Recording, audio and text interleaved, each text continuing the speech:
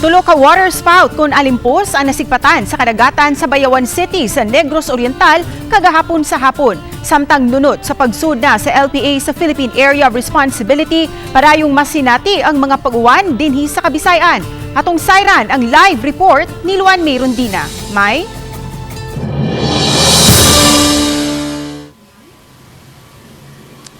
Ses, matud sa pag-asa, posibleng masinati ang hinay ngadto sa kusog nga pag-uwan karong adlaw hangtod ugma kininunod sa trough sa low pressure area. Sa video nga kuha ni Cyrus Kiel dayto, makita ang inanay nga pagkaporma sa tulo ka mga alimpos. Matod ni Cyrus, nabantayan niya kini mga 1:50 sa hapon kagahapon, samtang namahuway sila sa may boulevard human sa klase. Iyang giangkon nga nahadlok siya siyang nakita, ilabi na kay usa sa tulo nga napormang alimpos, kusog kaayo. Apan nahanaw ra usab ang alimpos nga gisundan usab sa kusog nga uwan. Gikonpermar sa Pag-asa Visayas nga alas 12:13 kagahapon sa udto miluwat sila og thunderstorm advisory sa mga lungsod sa southern portion sa Negros Occidental nga haduol usab sa dakbayan sa Bayawan sa Negros Oriental. Kining trough ng low pressure area, so makapag-generate gihapon kini ng mga thunderstorm. So that is kining thunderstorm possibly mo severe or taas ang intense thunderstorm, so possibly mahitabo kining gitawag nato na water spout or tornado or buhawi.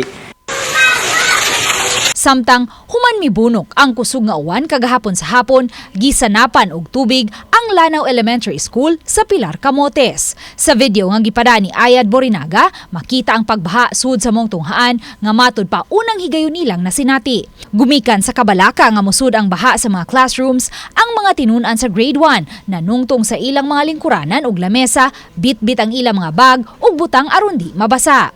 Alas 2 sa hapon dihang nagsugod ang pagsaka sa libel sa baha nga may resulta sa paggabalda sa klase. Human mihunong ang uwan, dali raw sab nga nihubas ang baha. Sa text message nga gipada sa school head ngadto sa DRRMO sa Pilar, iya gipasabot nga kung nadugay pa ang uwan, posible matud pang mosulod ang baha sa mga bintana.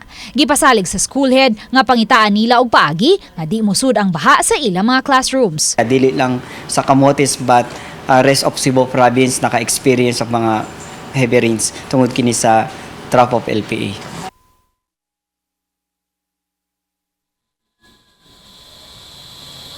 Ses, matud sa Pag-asa, sugod karong Biyernes, masinati na ang maayong dagan sa panahon hangtod na karong weekend. Samtang napanglantawan usab sa Pag-asa nga mamahimo na lang unyang trough o extension sa bagyong Balavin ang LPA nga nakakaron sud sa Philippine Area of Responsibility. Ses?